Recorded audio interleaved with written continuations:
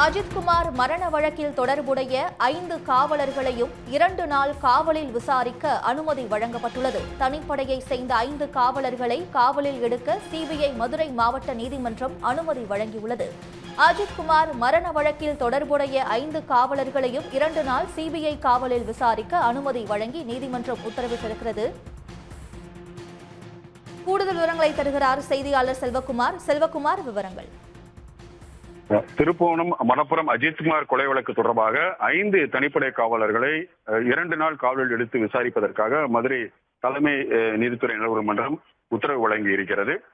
சிவகங்கை மாவட்டம் திருப்புவனம் மணப்புரம் அஜித்குமார் கொலை வழக்கு தொடர்பாக ஏற்கனவே கண்ணன், பிரபு, ஆனந்த், ராஜா, சங்கரமணிகண்டன் உள்ளிட்ட 5 பேரை சிபிஐ தரப்பில் ஏற்கனவே போலீசார் கைது செய்து இந்த வழக்கு சிபிஐக்கு மாற்றம் செய்யப்பட்டது. சிபிஐ தொடர்ந்து இந்த வழக்கை விசாரித்து வருகிறார்கள்.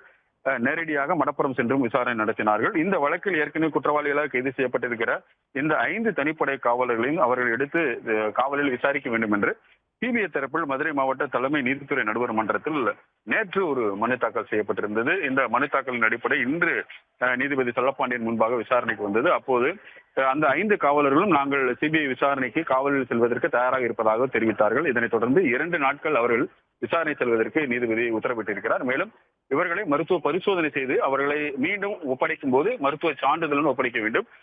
சிபிஐ காவலில் விசாரிக்கும் போது அவர்களை துன்புறுத்தக்கூடாது உள்ளிட்ட பல்வேறு நிபந்தனைகளை விதித்து தற்போது அவர்களுக்கு சிபிஐ காவலில் உத்தரவிட்டு தீர்ப்பு வழங்கியிருக்கிறார். விவரங்களுக்கு நன்றி செல்வகுமார். உடனுக்குடன் செய்திகளை தெரிந்து கொள்ள சன் நியூஸ் பெல் ஐகானை கிளிக் பண்ணுங்க.